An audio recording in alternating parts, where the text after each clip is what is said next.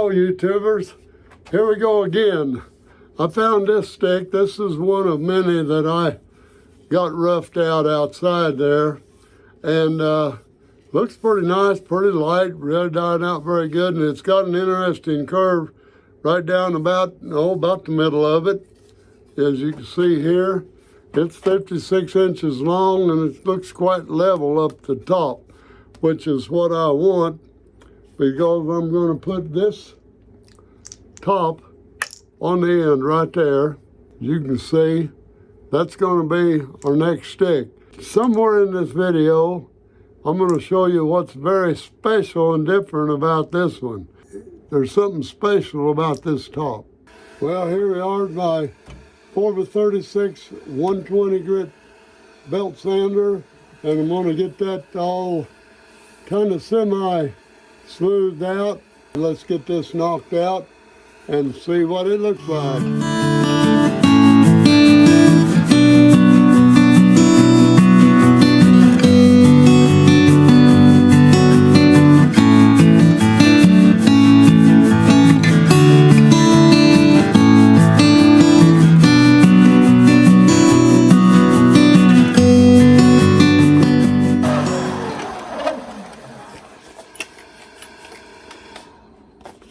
Okay, you see what I did here.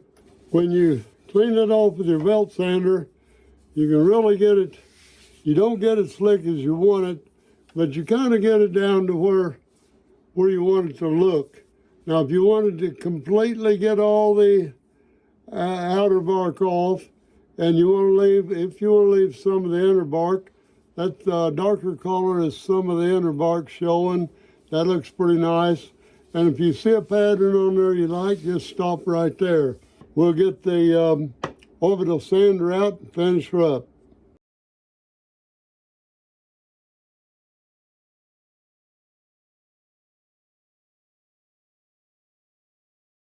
.240 grit I had there. And all that does is get the fuzz off of it and cleans a little bit more of the inner bark off.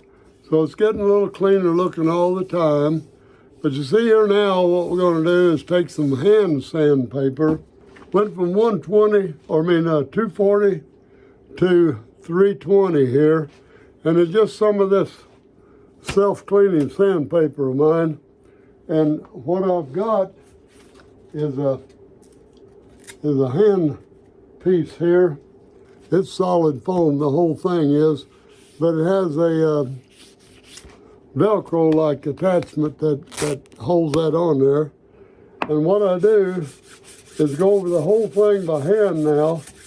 That puts it, wow, that came alive. Now, if you can manage to hold on to it, you've got to get down here to where we can all see it. But I just go over the whole thing, turning it a little bit at a time. And that just gets it a little smoother, and finishes it off to where it's smooth enough to once you can get the finish put on it, because we're going to have to, after we do the finish, then we do a little bit more sanding. And all I do is try to get any corners. I want to round any corners up that I have, so I don't try to make them perfectly round. If I wanted one perfectly round, I'd get a dowel rod and make one. But these are sticks, and that's what they're supposed to look like. You want them pretty slick to feel, nice to feel of. That's what you want. So if it feels good to you, it's going to feel good to everybody else. Just keep that in mind. And now there's going to be no fuzz on this at all when I get done with it. And that's the fuzz is the enemy of the finish that you're going to put on it. Now I'm back to that middle again, and got a nice little joint, I don't know, a little offset there, natural offset that looks pretty good, I think. Okay, that's about all we need to do with the sanding. So let's go over and take a look at it. We might be ready for finishing. Okay, here we go now. Got a paper towel. It's that heavy paper. I don't know what it's called, but anyway, going to smear some walnut on that. Nice thing about this will make it dark, but it also, you can see the grain through it. So that ought to be pretty nice. And we want to make sure that there's no wood showing. Sometimes you have little indentions and dimples that you want to make sure that it gets to. Now you notice I'm going down there over this crook, and when I get down to that, I'll turn that stick around, get that walnut down in there. I got that covered real well, so we'll just turn it around. And now we just like this a little bit up here, and I'll make sure I get it covered all the way around, just like that. That's going to show any of the cut marks and the little crooks and turns you have, but this thing is smooth. That's the main thing. You can tell it's been finished. It's not just totally in the rough. Now what we'll do is, we get this finished up, I'm going to let it dry overnight.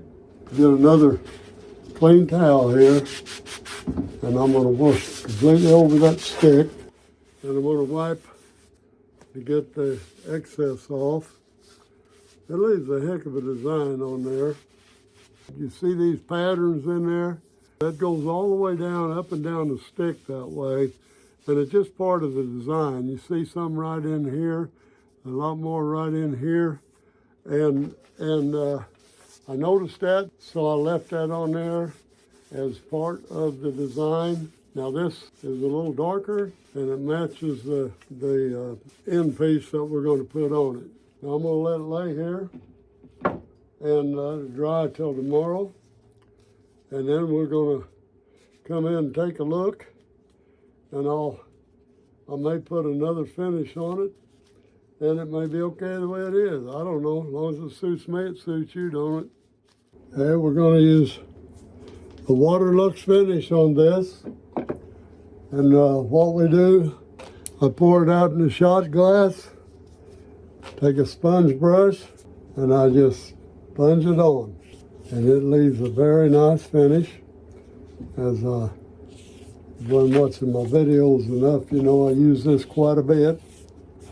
Down past the curve, and I will turn it over, lay it down. All there is to it. You just give it a good skinning all the way down. I have my rubber gloves on, and now I'll wipe it down one time. It gets rid of any of that. Make sure it's covered good, and it starts drying very quick, so you don't want to rub it too long. Go back in the back room, hang it up. Got a little hook right on the end of it. I'll hang that up and it'll dry another day. So here we are next morning. It's dry and looks pretty good. And I'm just going to knock some fuzzy filling off of it and it'll be slick. And I'll show you how I do that. I just have these sanding strips here. Actually, they're cleanable, washable, whatever you want to call. I have a 320 grit right here. And that's fine enough. I don't want to go any rougher than that, and it don't need to be any smoother than that. And it polishes to a slick finish. So what I do is hold it in just like you're gonna, God forbid, smoke a cigarette. But what you're doing is just put it right between the fingers like this. This lays in the hand like this. The stick lays right down like this. It's held between the fingers, and you can simply twist and turn and go up and down the stick to really give it a good slick feel, and that's what we're after right now. And I'm liking the looks of this with the dark walnut. That the walnut is going into the walnut stain went into the softer part of the stick and turned it darker, and the harder part it didn't soak in so much and it's lighter. So what you do is just go down the stick once like this, and again, I never change the position of the paper, just like this, and it works out really well. Now we're done with that. I take a clean cloth, and look at the texture of that. All down through there, we have a kind of see a design in there. It's like stitches, if you will. And it's funny how that turns out. You really don't intend on doing that, but it's the way my process of rough grinding outside. I bring it in and go on my belt sander a little bit. If I find a design like this, it makes it very unique. And you see I have that going all the way down the stick. There's some more of it. Looks like stitches. And all the way down the stick. If there's only one place like that, I think I would have sanded it out. Promise you a little secret. Here is a topper that I have. I don't know if you can hear that or not, but something rattles in there. Well, let's see what that is. Hear that? Look, secret compartment, and you see it has a hole right in the middle and right through the bottom. Now this rattle was a little screw, and that screw fits right in the center of that hole, and that center was made by the lathe as I turned this little topper, and this just so fits that this lid has a little ring underneath it, and it snaps right there and it don't fall off. It's on there real solid. You can kind of hear it when it comes off. So that's what we have there, or what I did. I already have the center found on the top of this, and we're going to glue it on. I use the Clearwell 2-part epoxy, supposed to be the famous 5-minute epoxy, and I give it 15 minutes for good measure, I guess. And I put it on this little board to give me an estimate of how much 50/50 is. Now I want to mix that really good, and we'll put that right on top of the stick like this. And I don't bring it out to the edge so it won't squeeze out over the edge. Now what we want to do is just set it right down on top there. Take my drill gun now, right in the center. You see it come through there? Now I got that tip of that screw right in the center, and I will screw that down.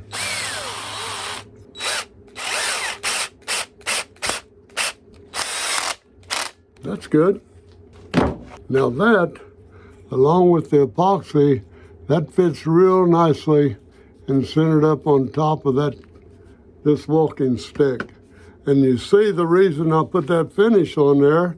This is black epoxy plus scrap wood that I had.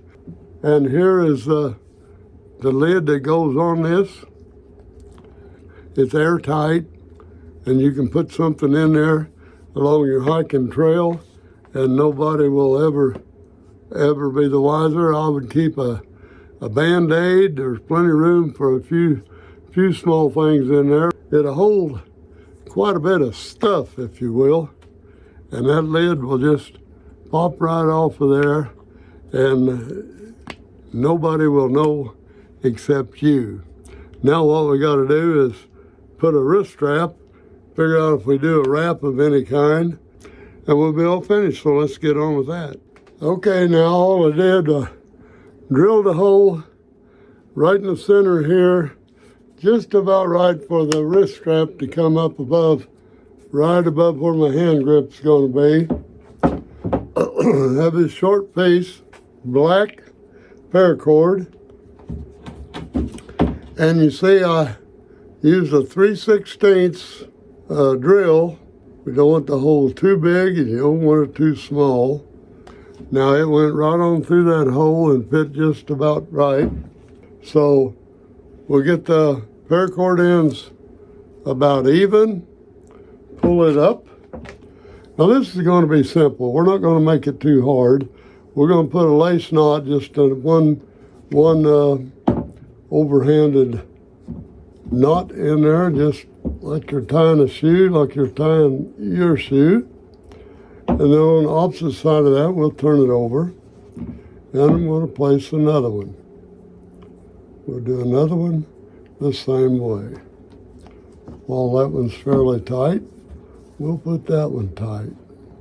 So rotate that back over again, and we're going to tie another knot. This time it don't matter whether it comes right over that knot or not.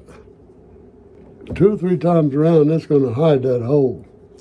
One way or the other, you can make it do that. Okay, now just take your cord or your wrist strap and bring it up like so and tie you a slip knot. And guess what? I put a little more CA glue in that knot that I just tied and make sure that it still slips up and down. Now, holding on to the knot, go down, keep holding on to the knot so you know which one to cut. Cut this off fairly close here, right there, and come up a little higher, 1.5 inches, 2 inches, and then we take a torch. I set the end of it on fire, make a nice little ball. When that's blown out, that will keep it from falling through there, and you can kind of mushroom it out like that. I think we have it. Now let's get the stick up and take a good look at it and see what we got. My walking stick with a secret compartment. What else can I call it? It's a nice little wrist strap that you can tighten up on your lip any way you want. Also, these wrist straps gives you a nice place to hang them in the barn, in the home, in the foyer, whatever you want to do. Now you see this comes to just below my chin, which is about 56 inches. Have room that you can cut it off if you want one a little shorter. That's about the right height right there. Sometimes I like them a little longer, sometimes I like them a little shorter. But I want to show you the compartment again. Just comes off the finger underneath it there a little bit. A lot of things you can put in there, and this will go right on there and it don't fall off. And it fits real well. And that's epoxy and scrap wood. And you see it don't even need a wrap. It fits securely on the top there. And I think this stick has a unique design on it. So I couldn't duplicate that if I wanted to, but it come out pretty good. So that about wraps it up for this one. But I do appreciate your comments. Give me a thumbs up if you like it. Let's keep the prayers coming from my wife, Susan. And I'll see you in the next video.